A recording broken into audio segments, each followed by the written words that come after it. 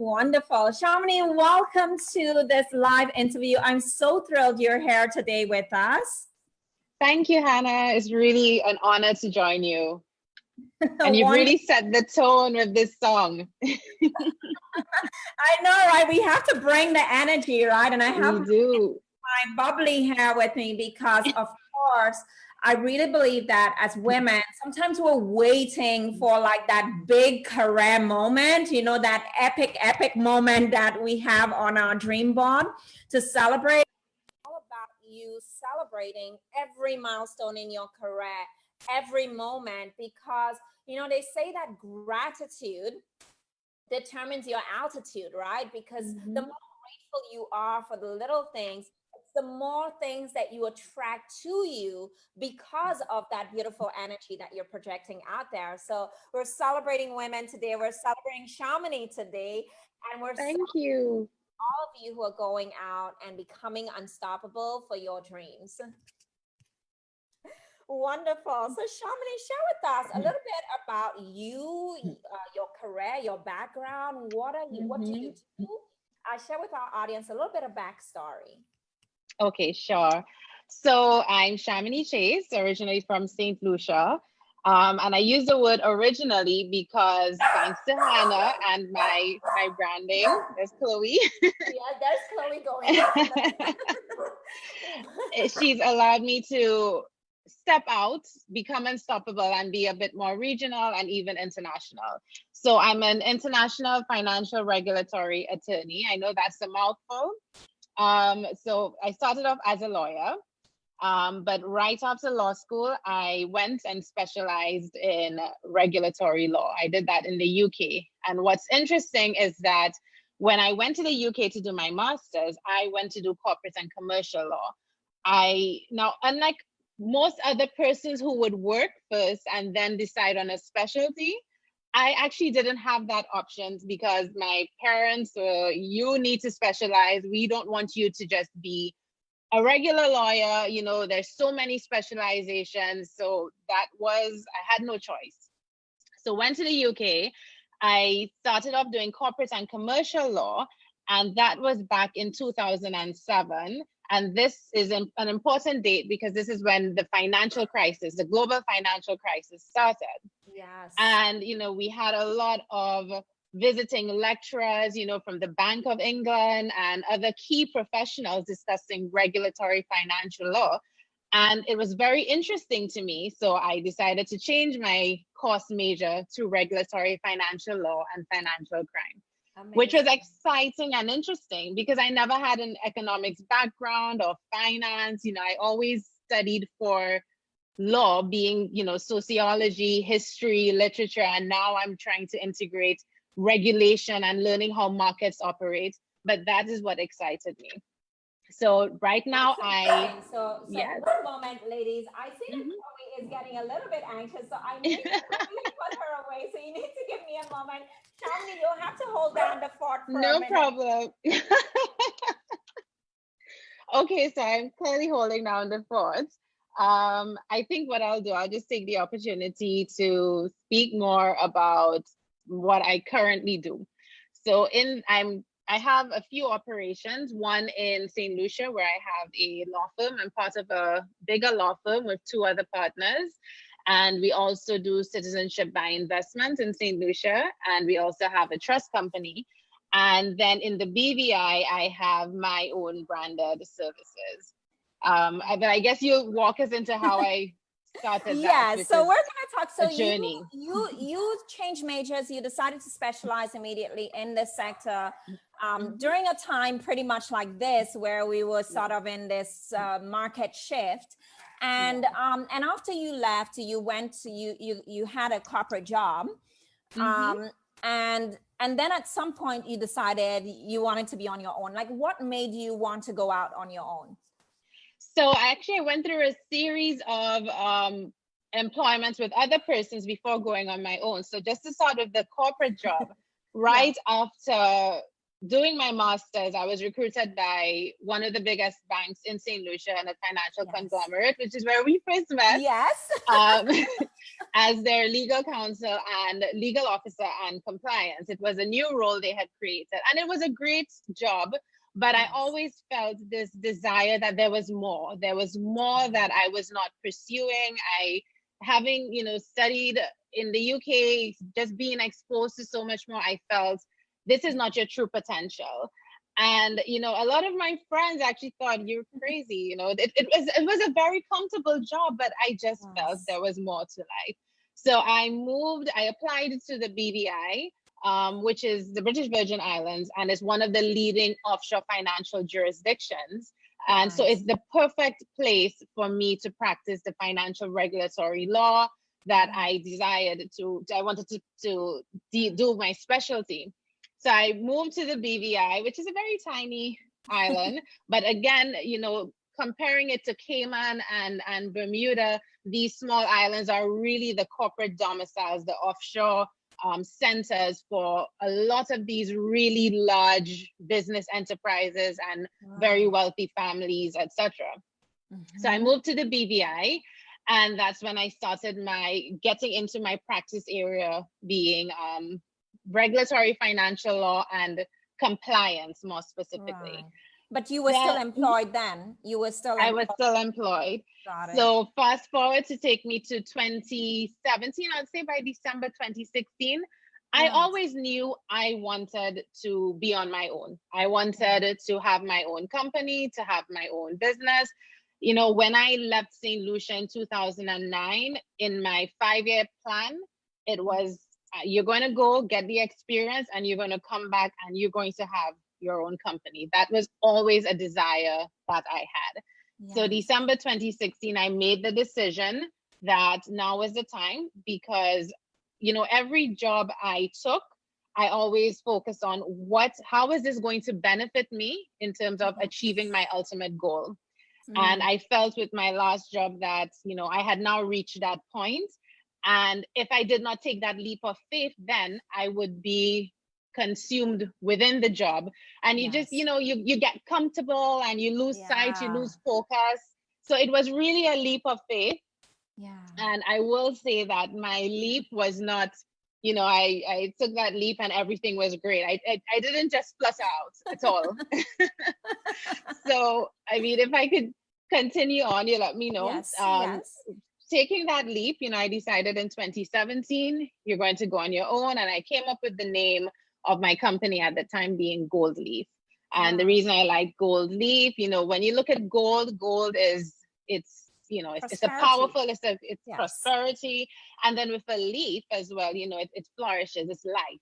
Yes. And again, in my area, specifically compliance, and just to backtrack, to just put things into perspective for persons listening, my clients are not individuals per se. My clients are financial institutions and financial intermediaries, which would include banks, trust companies, company formation agents, insurance companies. Because whilst individuals, there are laws in society that we have to comply with and abide by, financial players have laws and regulations they have to comply and abide by to ensure, consumer protection, investor protection, and minimizing financial crime.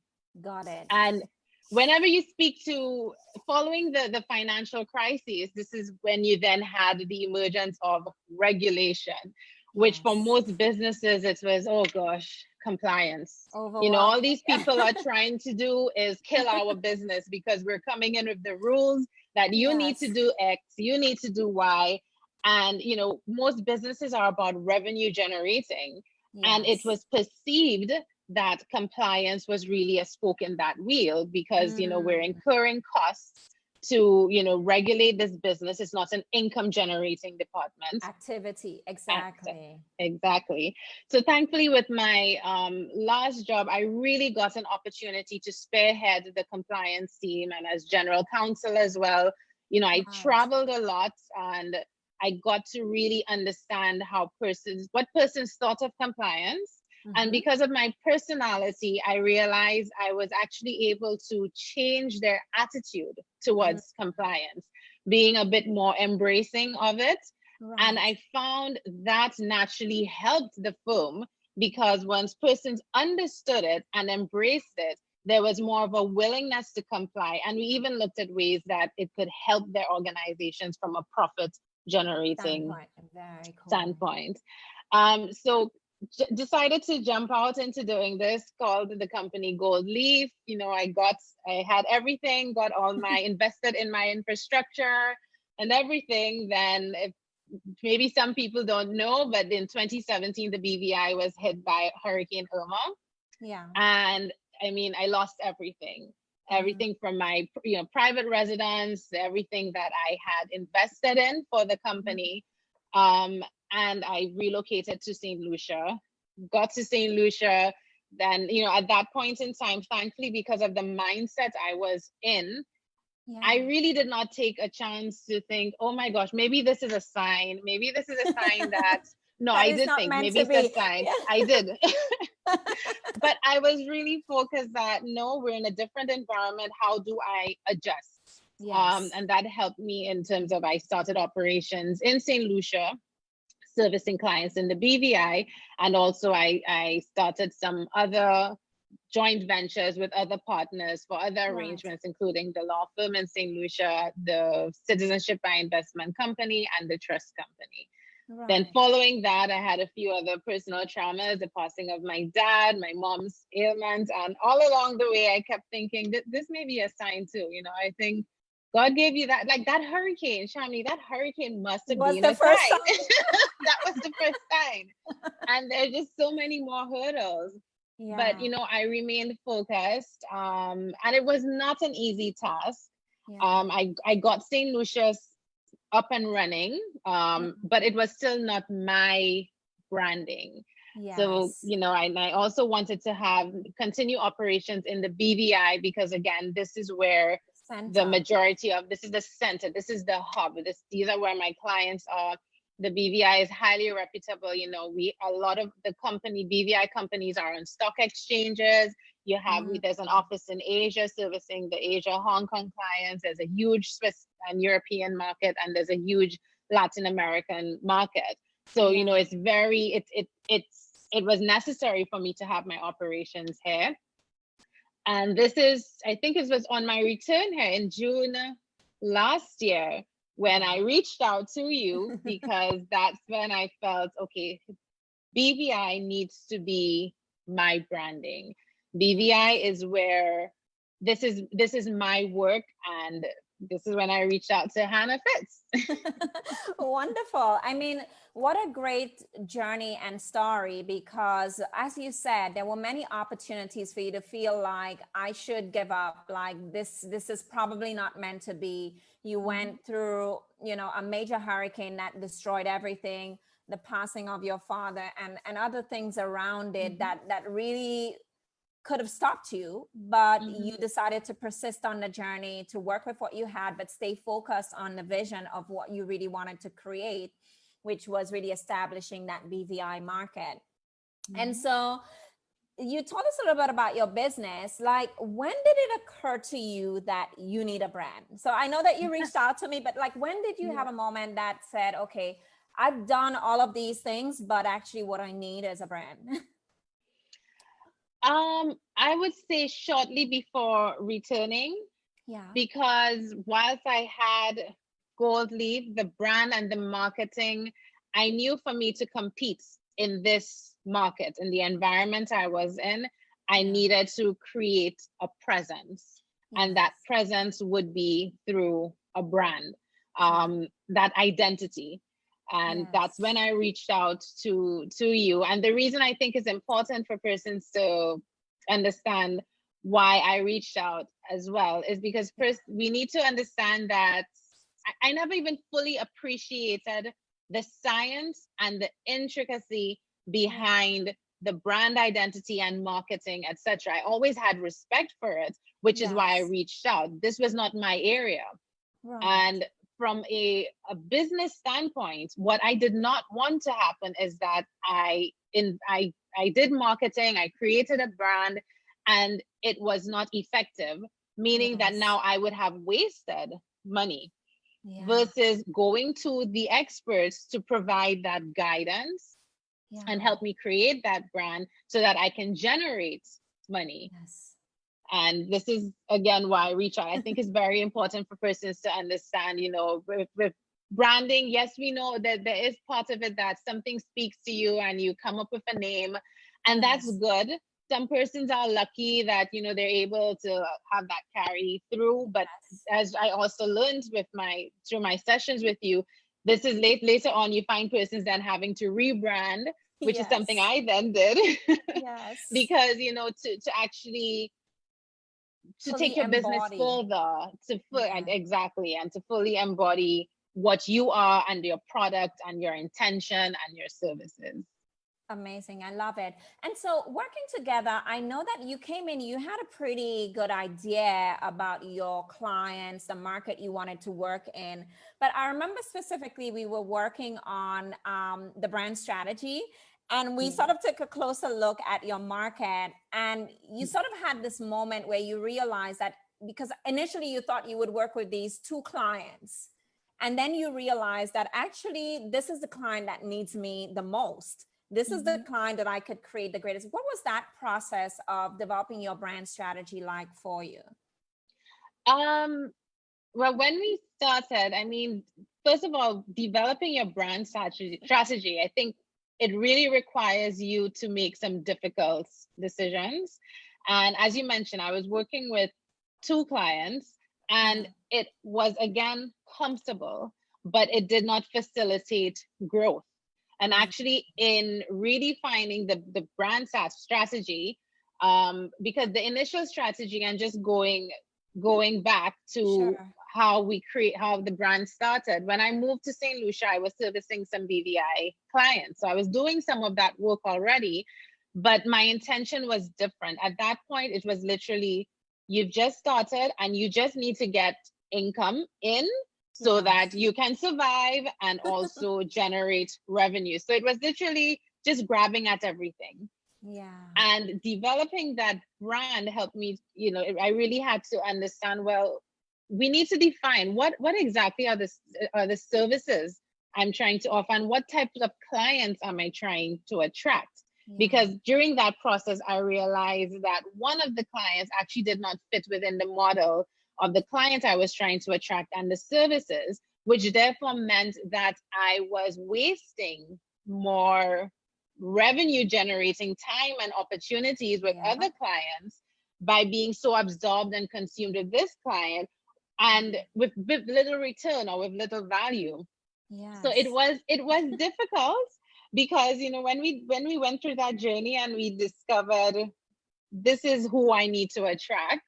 And, you know, Hannah is saying, well, you know, you need to focus here. I'm thinking, yeah, but these bills need to get paid, or, you know, the PI insurance is X, and I'm not sure, you know, there's so much trepidation.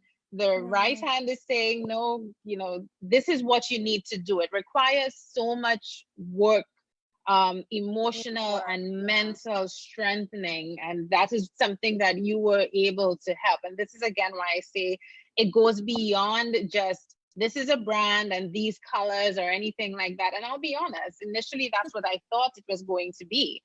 But when we had our sessions, they were intense, because, again, as you've mentioned, the brand identity was really a journey, a process to understand me, my unique qualities, the values that I could bring, and the clients I needed to attract. And more importantly, what is it that my clients want? What is their ultimate desire? And I remember that was a question that Hannah kept pushing through to me. What do your clients want? And I'd answer, you know, my first answer was, you know, they don't want to get fined. You know, I'm not sure, like, how else can I answer this question? They want to stay afloat. And but, you know, going through the process, you know, and this is one of our tags, you know, they want the peace of mind. You know, our clients who are, again, international financial conglomerates, they are going after the business and the revenue, but at the same time, whilst they're doing that, they need to ensure their house is in order. Because if you look at, you know, the media from 2017 forward, fines, you're looking at fines in the billions, and that can completely cripple your operations, you know, downsizing, or even result in loss of operations totally. So, you know, this is what we wanted to bring. One of the things is that the peace of mind, and this is one of the things we deliver. It helps provide the clients a peace of mind so they can focus on what's important to them, which is generate your profits, generate revenue to increase your profits, and we focus and keep it. And we basically have your back and provide you with the peace of mind to ensure that everything is in line, everything is in order. So it was definitely a journey. You know, you said something that really brought back to my memory when you came, right? As you were talking about, like you're sort of taking on everything because, you know, you have to pay the bills. And I remember there was a little bit of, I knew kind of mindset. So I need to, you know, just get those first, and then later I can think about raising my fees. And I remember with Shamini, like we had to, like, I'm like, Shamini, but you have all of this experience. Are you going to totally like disregard all the years of experience and knowledge you've accumulated? Just share about that mindset shift. Yes. Thank you for bringing that up. And again, I just have to say, you know, thank you, Hannah, so much for this journey and the process, and instilling the confidence, because that is definitely something that you need. You need to value yourself and value your skills. Now, as Hannah mentioned, at the time, over 12 years experience, very specialized. You don't have many persons who actually specialize in that area. And more importantly, I had operational experience, which is something very unique for a financial regulatory lawyer. And that helps to distinguish the brand I had, being that I'm not just telling you what you need to do, but I'm also going to help you and tell you sometimes how to go about doing it the most effective way without creating, you know, just too much explosion with your operations. I'm able to say, this is how we need to implement it. So I'm able to actually advise you, guide you, and then develop the procedures and help you implement the procedures, because I know how the business operates. I know how the board operates. So it's not just a lawyer saying, you need to do X, and that's my opinion. Here's, you know, this is the bill, end of story. But I didn't appreciate that. You know, as Hannah said, I was thinking yes, I get that, but I'm new, you know, and the BVI is also the home for a number of very large, you know, international, very reputable law firms and accounting firms. You know, all of the big players have offices in the BVI, and all of these big offices, you know, have a financial and regulatory department, you know, who have these.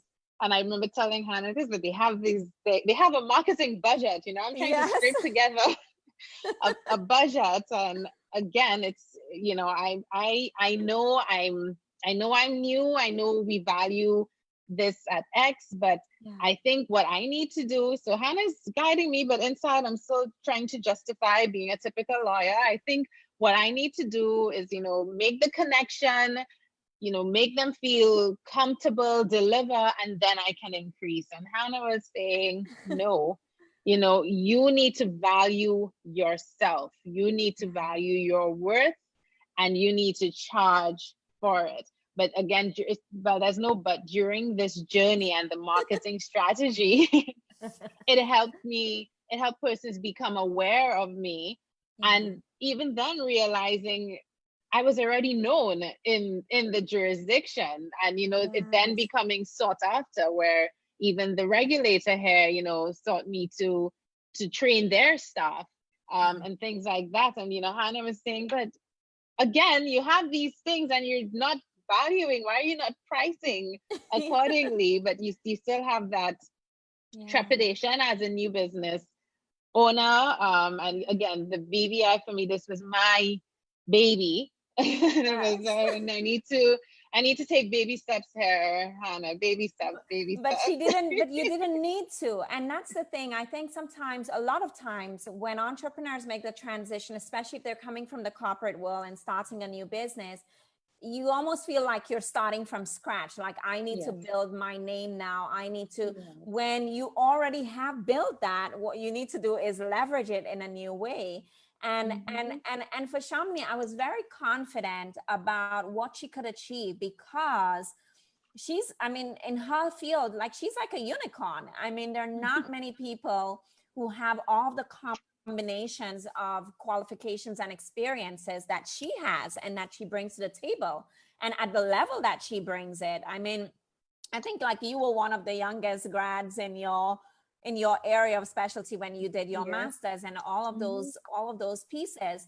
So I think, you know, when she was saying, well, you know, I said, no, you have to, because you're going up against the big guys.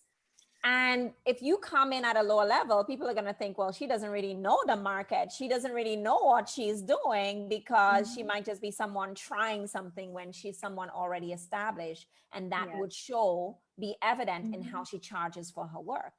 Yeah. So I see that we have a lot of comments here, Shamini. People saying Tanya is on Dr. Bubbles. She's saying, proud of this young woman. We have Katira saying, listening and soaking it in. And ladies, share your takeaways here, because Shamini's journey is really amazing. And I'm super proud of her and what she's creating, and also your vision for this industry, like how you desire to shift it. So tell me, so you did the brand strategy, and of course the shifting of the shifting of the mindset, the shifting of the positioning, all these things. And then we did the work on your globally irresistible distinction, where you discovered your archetypes. Tell us about that process and how it's helped you connect with your brand. That, again, this goes back to, there's such a science behind this. And, you know, Hannah really had to break it down for me, because when I signed up, I was not expecting this journey, but it is such a necessary journey. So the archetype came up. I'm thinking, why do we need to know my archetype? But it's, you know, learning, well, what is your identity, you know, and how do you reach out to persons? So I'm the charming reformist. I have it up here, where I have the lover, the rebel, and the ruler. Lover surprised me, well, not so much, because, you know, as Hannah said, you know, well, it fits with the compliance as well. But the rebel, that is also me, and that's also from a commercial perspective. But it's my personality naturally, I believe. But even from a commercial perspective, is bringing that balance of, it's not just, you know, how do you comply, but that rough area, that gray area, that twist. And at the bottom, I'm also a ruler. So going through that, you know, it was, I had to complete a questionnaire. And this is what Hannah then studied and then put together my archetype, which was a 19-page document. I still have it with me. I refer, and it's definitely, you know, as she said, it becomes a document you refer back to every now and then, because now it tells you, based on your archetype and also the archetype of the clients you're trying to attract. How do you go about doing that? Even from, I mean, we're speaking about your font sizes, your font style, your colors in terms of your appearance, your language. And the language is so important, so that you have consistent language in your marketing, that you are actually consistently communicating to the clients with the same theme. Now, just to take, when we look at the clients I deal with, it's a male-dominated industry. You know, we thankfully right now, and I'm so happy to see that, not just in the financial services and legal sphere, but generally we're finding more women holding more positions. I'm so happy for this. And in the BVI, for sure, we've witnessed that. But still, at an international level, a global level, that is a level I want to operate at, it is male dominated. You're dealing with male CEOs, and, you know, learning that, because I never understood that I had to take that into account. being, and it's something even from a regulatory lawyer and compliance perspective, it's something when I'm training staff and clients, something I say to them that I just never realized we had to make the switch into marketing, that you have to know how you communicate or pitch to a particular board. So for example, in terms of my area of work, I may have a board, different types of board, a very strict board, conservative board, a lot of lawyers who were at the same time, we will look at a gray area, and then you may have another more lenient board. Yeah. How do you communicate effectively to both of them? Yeah. So coming back to the clients, a lot of them are CEOs, males. Yes. There I am, a female coming, and I thought, and I told Hannah, well, I'm coming to tell them what to do because this is my area. And realizing that actually, no, that actually then becomes the turnoff. Yeah, you have to know your client, exactly, the resistance of you're dealing with, again, these international CEOs running multiple businesses in various jurisdictions. And I'm saying, this is what you need to do. It's not going to be effective. Yeah. They may eventually, if they face a few fines, eventually come around. But, that is not what we want to build. I wanted to build confidence. Yes. And I wanted for them to retain that confidence so that now they come to me because we're now seeking you because we have this problem. It's like putting that ego aside. So through this archetype journey, we learned how we created the narrative and the themes through all of our marketing material and just in our conversations with the clients. So as I mentioned, it's the peace of mind, the fact that for us, the regulatory framework, which is equivalent to basically the laws of the land, but in the financial sphere. So the regulatory framework is very complicated. I mean, looking at in the BVI, you constantly having amendments because of just what's happening in the global financial markets. Yeah. So international regulatory bodies are constantly creating new laws and new rules that persons have to abide by and that there are fines attached. Again, these CEOs and companies we want to make money. We want to generate revenue to make profits. Yeah. I can't understand what's going on here. So this is where providing them, and that's what we do with the peace of mind to focus on that. And we do the navigating. So we have your back. So we work alongside you. I'm not coming and saying that I am the expert. You need to listen to me and you'll be fine. That's not going to work. Yeah. In the end, we may get the same effects. Yes. We still get the same effect, but now they have that confidence. Exactly. Yeah. Exactly. And I think what we also realize with your archetype, just to expand on that a little bit, with the charming reformer, is that level of connection, that level of partnership in the relationship. As you said, it's not them and us. Because of that lover archetype, it's always that partnership. It's always that we're by your side kind of relationship. And then you have the rebel aspect, which then allows you to be a disruptor. So you're not doing financial business as usual. Yeah. Right? Exactly. You're really, as you say, you're setting the gold standard in the industry and bringing something different to the table. And that was part of your desire. Like you had a desire, tell us about your vision. Like you had a desire to change the face, and archetypally, this was very much aligned with how you wanted to work. Yes, and as you mentioned, that was my vision, to change the face of compliance, because again, the automatic resistance was compliance, boxes, rules, loss, not profits, loss. And I wanted to change the face of that, for persons to realize it's not as bad as it seems, and about embracing it. And as you mentioned, the lover element coming out. It's something, and I'm so passionate about. A lot of people say, you are so passionate about this financial services and compliance. And that's great, because that's why I'm good at what I do, because I'm passionate about it. And I'm so focused on changing the face, changing the attitude, changing the perception. And as you mentioned, creating the gold standard. the gold standard of, this is the gold standard in regulation and compliance, setting that gold standard. So clients, when you want the gold standard, this is who they come to. And just a point to note, it's just moving from when we discussed, I was so timid with my fees.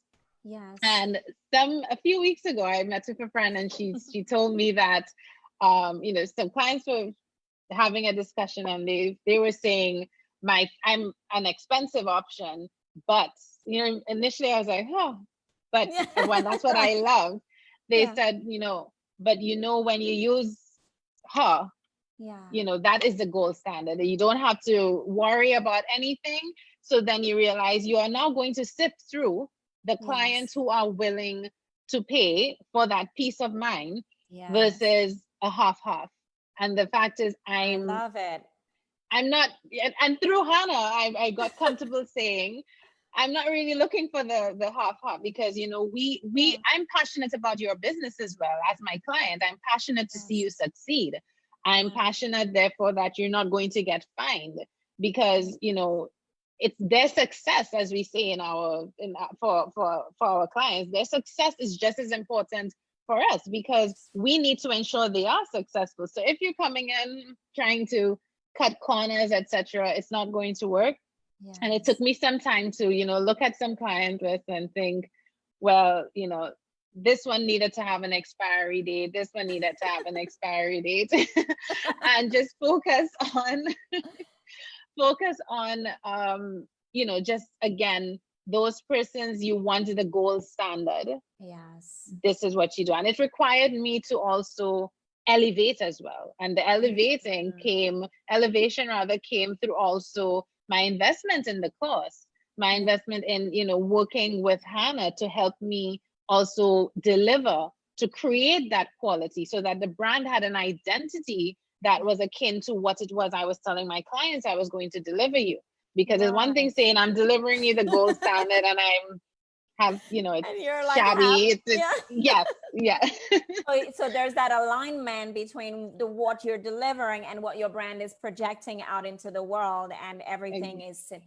And I love what you said, that this client said, you know what, she's an expensive option, but that when you work with her, and you know what, it's the same. Every time I go to buy a new cell phone from Apple, I'm like, this is an expensive option. Like you can easily get, any other brand at probably half the price. But I know that when I buy this phone, it's going to deliver a certain standard for me. They're going to support me with the level of customer service that I'm looking for, that I probably wouldn't get with another brand. And so I love that your clients are recognizing, this next level, that, okay, I don't really necessarily want to pay more, but I will pay more because I see the value. I see what she's delivering, which is the most important thing. Yes. And again, for everyone listening, it was really hard work for me, but, Hannah really held my hand for me to understand the value in myself. And that's so important on this journey, the entrepreneurship journey, because if you don't value yourself and the product, because with the brand is representative of me, my services, my work, because even as I grow with my team, I'm training my team to also operate at that same level. If I don't value that, why should I expect somebody else to value it? I wanted to talk a little bit about your team, because also when we were working on the strategy, you began to see the areas where you needed to bridge the gap so that you can free yourself to focus more strategically on your business instead of having to work in the business on many different little things. So just share that journey, like from an operational standpoint internally for your own brand, as you're building your team and growing, how you have been able to use that strategically. Okay, I think that's a wonderful question, because again, we look at the theoretical side, but really the operational element. So when I started off for the BVI operations, it was me alone. I didn't have a partnership with anybody, so it was me and my expertise. But I also had that keen passion to train as well. And I knew for the persons the clients I was trying to attract, I would need more persons, more staff for a team. Because again, the regulatory departments of these well-known reputable firms, they have 4, 5, 6, 7, 8 associates, if not more, working in different jurisdictions. Right. And that was also something that we also identified was a unique quality for my brand, which is that it's not going to be robotic. It's not just we toss you to, an associate and we just need to build, but it's a more personal touch. Yes. Of course, as business started to pick up, the personal touch was overwhelming because I was literally personally touching everything. And I remember, Hannah was, she said, well, you need to look at, expanding. And even with the resources, so the first area I had to expand was just with the admin support, because I was becoming so consumed with just from an operational element, the admin side, the billing, etc., that it became very exhausting, and I then could not deliver as effectively as I would want to. And also working with Hannah, she helped me. She gave me so much information and access to resources in terms of, where I could go, or, what sites I can use to assist with that in a more modernized way. So I felt very fancy, putting all these things on the website. And I don't want to give too much of your inside information out. So that's why automating's part of your process. Correct. So we did that. And then even, at one point I recall, because again, within the regulatory sphere,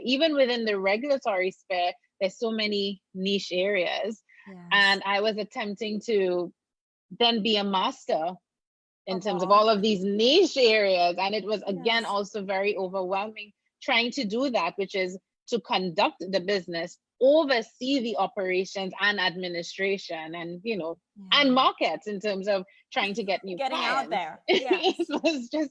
it was overwhelming. I felt I was going around in circles. And Hannah made a great point where we spoke about partnerships and collaborations and synergies, and that really helped for me to identify and bring on initially consultants who would then work with me in relation to certain key areas. So it may not be that those specific areas come up all the time, but when they do come up, it's not necessary for me to maintain that person on a full level staff, but have more of a consultancy basis, because it also helps with the branding, and it also helps for me with the services that I'm able to offer and the experts I'm able to give my clients access to through me. Absolutely. So, that really helps. So the team. I'm glad you shared that about, because again, a lot of people think that it's always, which to some degree, when we first discussed it, it was like salaries and all of that, but really thinking outside the box about how you actually build that team. Correct.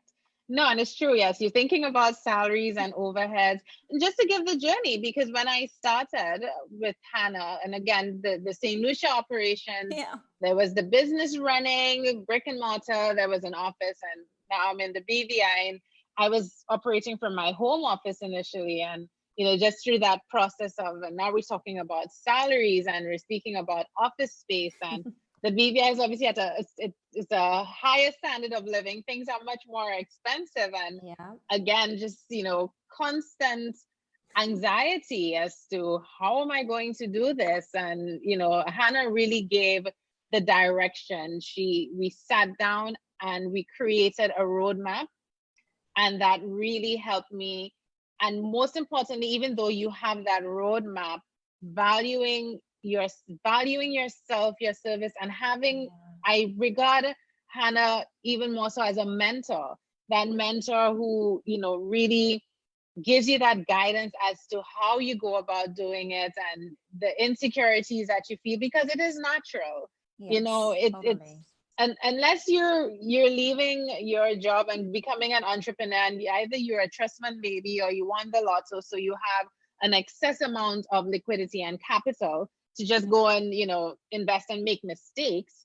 When you're starting your own business, and I mean, I started without financing. So it's, I was being so careful every time Hannah said, like, for example, we said a huge retainer, I'm thinking, oh yes, but in the back of my mind, if the client gives me 25K for that, Hannah doesn't know this, I'm going to take that 25K. Because Hannah's saying, no, we need to do the 90K. But I mean, I then learned, I did not take the client, don't worry. Good. But then I learned, because I learned the cause and effect. If I took that client and I now got that 25, and I got the other client on a retainer, let's say 190, 120K. When and what I am offering that client for the 90 and the 100K, because again, I'm offering you a gold standard service. And this is where we came up with packaging solutions, where we have the gold standard package, etc. So if my gold standard package clients, it's at 100+K, and I need to focus my resources here, but this 25K, because I've put some of those same package options within there, the deliverables, I'm straining myself. And for very little reward and return. And I don't want persons to think that you then automatically just become focused on making money. Obviously that is indeed important, but you have to focus on making it, if doing it efficiently. And by doing it efficiently, by putting the proper procedures in place and the proper billing, so that for my gold standard package clients, you're taken care of, then I may do, and I'm, a smaller package for the smaller types of clients, and then focus on what those clients actually need. So they may not need some of these things that we put in the other package options. They need, less hours. They need, maybe even more presence, in office presence, more face-to-face, to help them build the confidence as they grow, and, more opinions and things like that. So we create a different package solution for that client. I love something. No, I love that. Go ahead. Go ahead. I don't want to lose your trend of thought.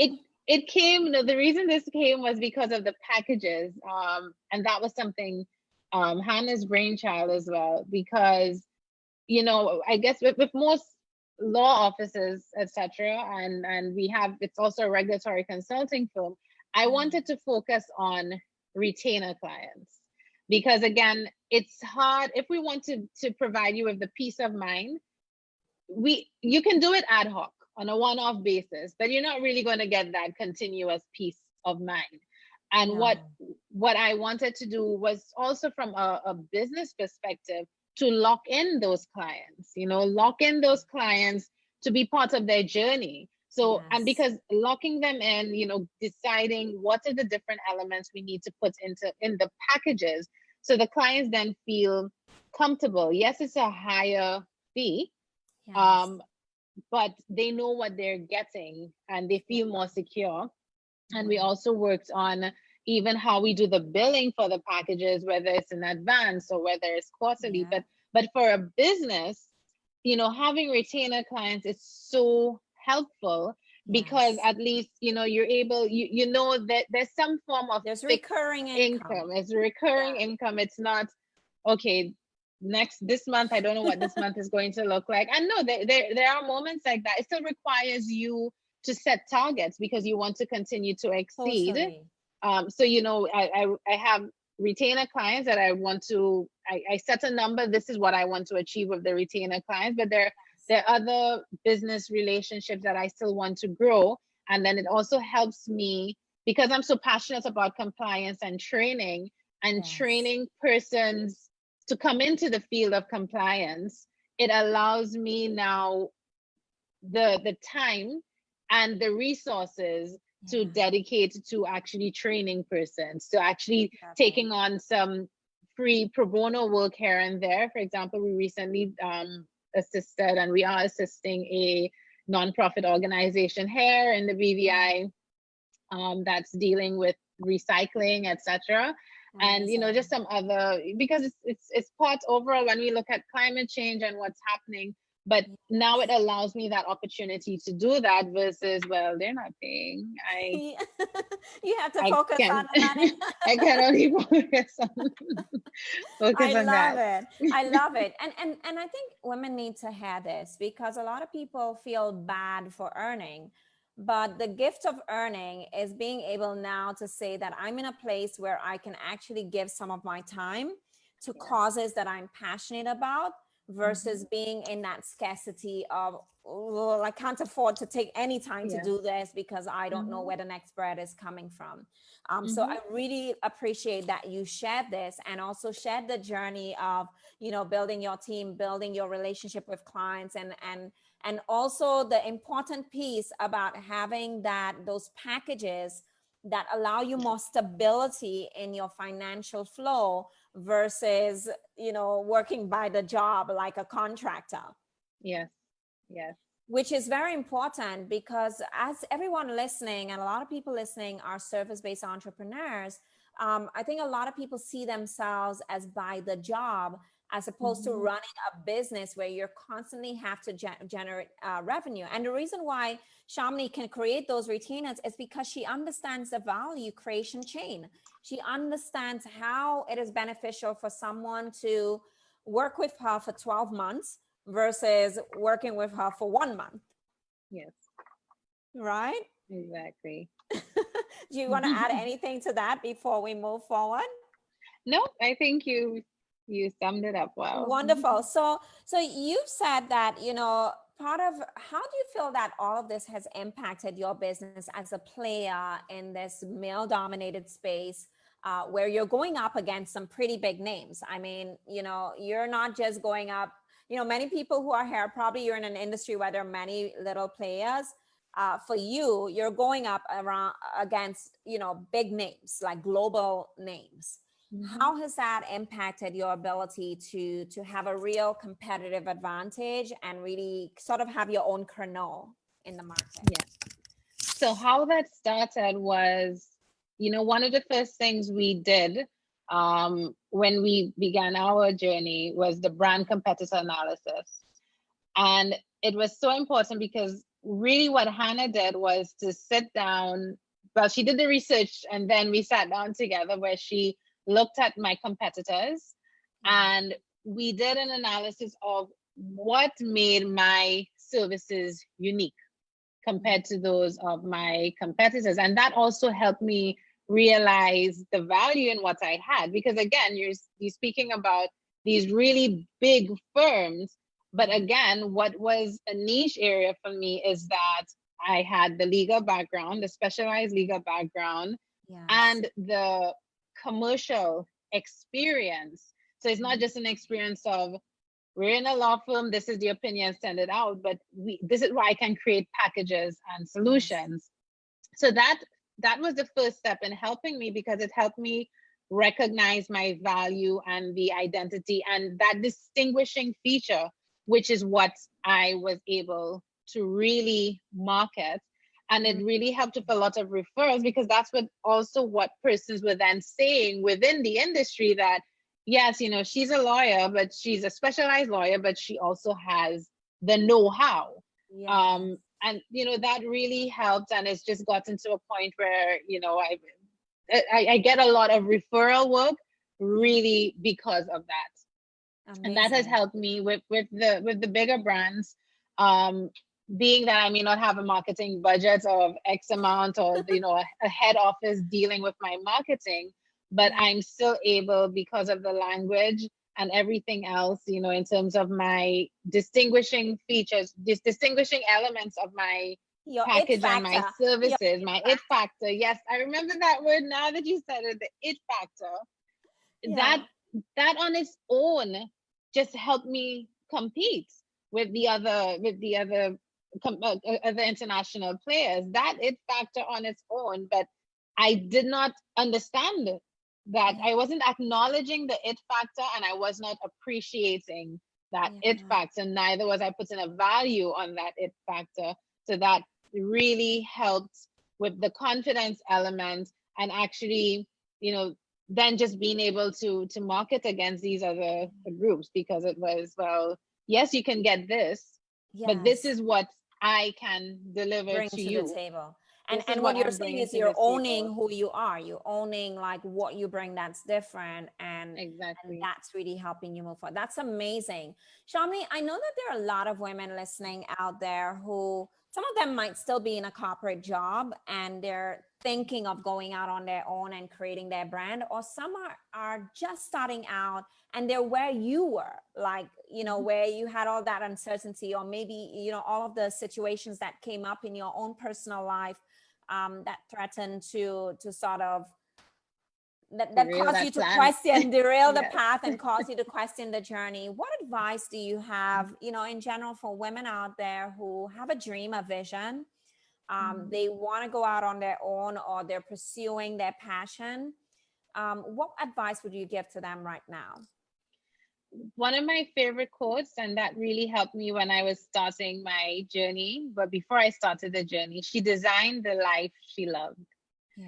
And that is very important. You have that power to design that life. And I know Dr. Bubbles is on, and yourself, and this is something that she too, you know, drilled to me. Yeah. And that's very important. So each of us, there's nothing special or unique in terms of me compared to anybody else, because it all manifests right here in our intention. Totally. What is it that you want? And you can now design. The design is also that very important part of that sentence, that verb. You can design it. You now need to put your roadmap in place, and so that you can conquer your dream, the dream being the life that you love. And there will be obstacles, but what is so important again is that mentality, because obstacles will come. It's inevitable. But if you're not firm and resolute in that belief and in that intent, with that intent, then you are going to be swayed of, you know what, this is a very comfortable job. Yes. I'm not going to leave. And I've seen a lot of persons that I see that happen to them.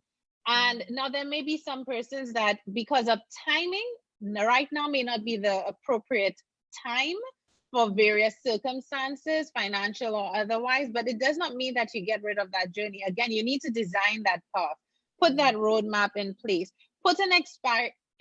If you want to go out on your own, you need to put an expiry date on your corporate job. You need to put an expiry date. An expiry date is not telling you to resign tomorrow. An expiry date is also determining, what is it that I need from this experience? Yes. How soon can I get it? And how do I move from this level to the next level? Absolutely. It's also then doing the research, as you know, as I did with Hannah, and investing in the right tools. The right tools also includes Hannah's program, you know, those, because had I not had that tool, I probably would not have been as effective. You know, I would still be timid. I'd still be playing, you know, I'd be playing like the little pigeons, and I wanted to be, and this is something that's part of my rebranding. An eagle and a phoenix. I went through so much, which is, you know, so many elements of my journey, and I decided I wanted to rise. I wanted to ascend. So I think it's very important, you know, what's extremely important for persons is that you need to have that focus. You need to be very resolute in it. You need to design that path to what you want to achieve, and you need to put things in place to achieve it. And again, the road is going to be bumpy, but you really have to remain focused on it. There were times, you know, I think Hannah probably felt it in my voice in the beginning sessions, where I did feel, you know, I thought I was trying to bite off more than I could chew. And there are times I remember saying to myself, why do you have these big goals? Like, why can't you just be happy with X? Why do you want to be international and global? And you know what? It's the dream I've had, and I decided that is what I want to do. So I think with everybody else, that's what you need to do. Like, really resolute. And Hannah speaks also about meditating, visualizing.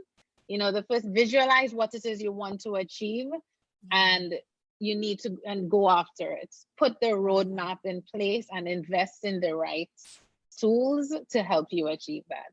I love it. I love it. You know, the whole designing your life, and every one of you in the Cultured Life community, this is what we speak about in terms of, you know, I was inspired by the pearl, you know, the pearl for in a natural environment, for a pearl to take form. There's a lot of agitation that goes on inside of the oyster. And the agitation are the challenges that each and every one of us face in our life that's merely refining us for us to create that lustrous life.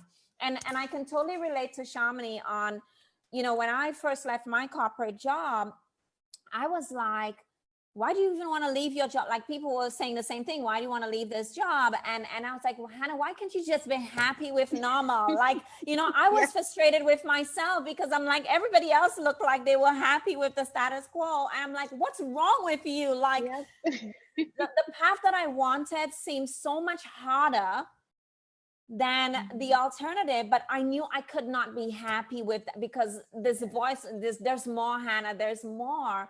And I'm always reaching for more because for me, it has always shown me that, yes, it's true. And yes, you go through that agitation. Yes, you go through the challenges, but you always reach a point where you're like, yes, I'm proud of who I'm becoming. I'm proud that I'm on the journey. And you thank yourself for having the courage to go for it, for having the courage to own your desires unapologetically. You know, I had people who told me, oh, well, you keep talking about luxury, like what's with all the luxury? Like, you know, the people who are luxurious, these people, you know, wherever you see a lot of money, you know, watch out, you know, all these negative perceptions of who wealthy people are or what it means to live a luxurious life. And I thought, well, but that's what speaks to me. Like when I go out and I want to go to dinner, like if I go to a beautiful place, that gives me beautiful energy. When I dress up in a gorgeous dress or a beautiful shoe, that gives me beautiful energy. And I say that luxury has to be closest to God because God creates imperfection. And that is what luxury strives to do. Like your firm is a luxury firm. The only reason why you can deliver luxury is because you're committed to excellence. If you weren't, you'd mass market that stuff and not care about the quality. But the moment craftsmanship, attention to detail, delivering the gold standard comes into the mix, to me, this is how our creator creates. So it must be a good thing. Amen. Amen. I love it. I'm like amen, preach. So, I mean, ladies, you're made to feel like you should feel guilty for wanting the Louboutins or for wanting all the gorgeous things that you want in life. When really, if that's your truth, who knows how it's impacting someone around you who needs to see that that level is possible. But every time you deny yourself, you're denying other people their gateway. Shamini being here, sharing her story is inspiring someone right now. Shamini being able to dress and present herself in a certain way and be the modern woman, legal person, not, you know, the dry black suit wearing, you know, looking like an accountant, lawyer type of tradition look. For a woman to see that you can have fun, you can do it your way, you can have your firm, you can travel, you can look gorgeous and have, you know, the lifestyle that you want while doing work that is meaningful is so important. And so I think it's very, sorry, I interrupted, Hannah. I think it's so important that, you know, as you said, because one of the things that was important for me was I did not want to be perceived or viewed, even in the pictures that I was taking with the typical suit. And even coming on today, you know, I almost wore a suit. I'm trying to remember why, because that's not my personality. I'm a, you know, very different with my dressing. It's me, and I wanted my personality to shine. And that's what's so important. And even for this brand identity, you know, even the guidance you gave as to my photo shoot, because I never liked the traditional legal poses of this, and learning that this is actually wrong. And, you know, what image or what are you sending to the person viewing the image, right? The closing off. You're calling them in, but you're exactly. Off, right? So learning that, and learning, I think, was so important. Allowing my truth and discovering my truth and personality more, and letting that shine through my brand, so it was more authentic. So I'm more driven every day. When I get up, I'm selling something that's truly me. I'm not selling something stifled. That's not me. If that was the case, then I should just stay in the corporate world, pursuing somebody else's dream. That's exactly what, in my view, it's happening. You say in the corporate world, but I wanted to pursue my dream and my authenticity and my truth. And this is what I love with the branding package. It helps you do exactly that. Yeah, I love what you say, because a lot of people think they need to become something else. And what we do, and with that whole report with the it factor and the archetypes, it's really to discover, how do you bring more of yourself in? And a lot of people are afraid, like you're dancing around who you are because you don't see anybody else in your industry doing it. So you're scared to be the first. You're wondering, like, what will people think, or who does she think she is to do it? When really it is about you showing up more as you, because that's the honey that's going to attract people. They're going to be like, oh, she's different, or wow, I've been wanting to do that, or finally a firm that reflects our style, right? Instead of being the typical industry status quo. So it's really a journey to greater authenticity. I had a client who said to me, she said, Hannah, I'm thinking of doing accent removal classes because I think that's going to help me get more clients. And I said to her, one of my favorite phrases, because the whole archetypes and the work that I do, a lot of it has deep psychological roots from Dr. Carl Jung, who was an analytical psychologist. And he said, who looks outside dreams, who looks inside awakes.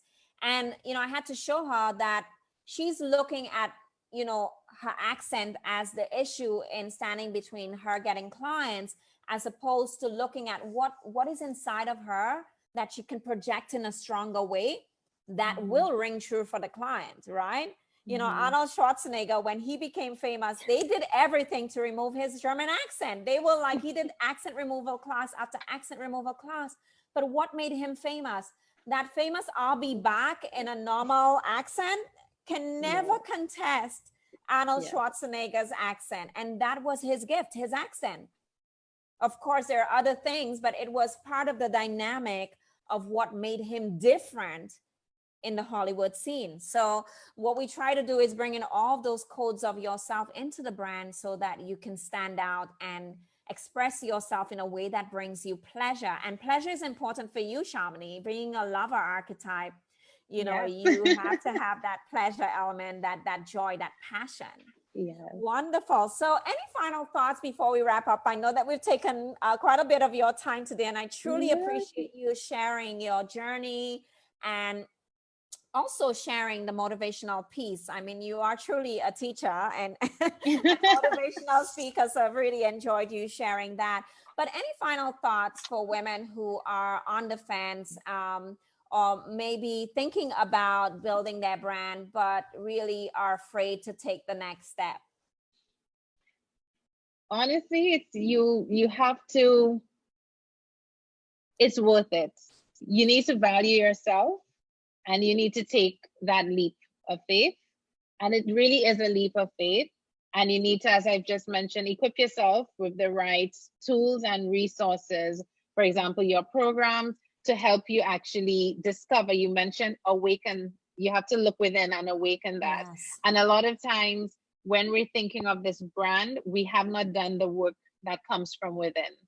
And a lot of times we think we have. We think, we're down packed. There were times, during this process with Hannah, I felt, like I'm on a shrink's couch, because it's as you mentioned, the psychology that goes into it. But it was so necessary to discover your it factor, your, what is it, your identity that you want to shine. And that's so important with your brand identity. Your brand identity is unique to you. It's a very important process. It's a very important journey. So it's not one to take lightly, being that, you think about it, go for it. Go for it. All of us have it within us. Do the work, go through that process, and pursue your dreams. Again, we can design the life that we want to live. Yes. Beautiful.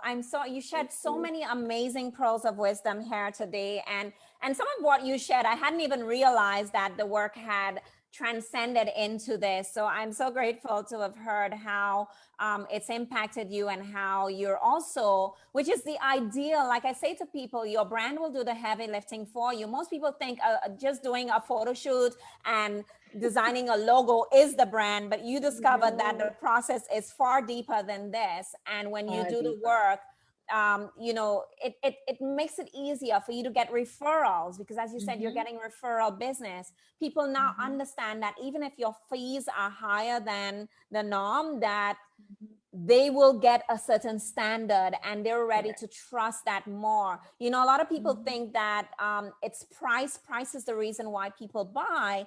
But the truth is, you know, if you had to do surgery today, are you really shopping around for the cheapest doctor, or the one that's going to make sure that you get out alive? Like, you know, you want to make sure that you have a successful procedure. So, so at the end of the day, people buy value. And Shamini, I remember specifically when we worked on your price, and you told me no one would ever pay that, right?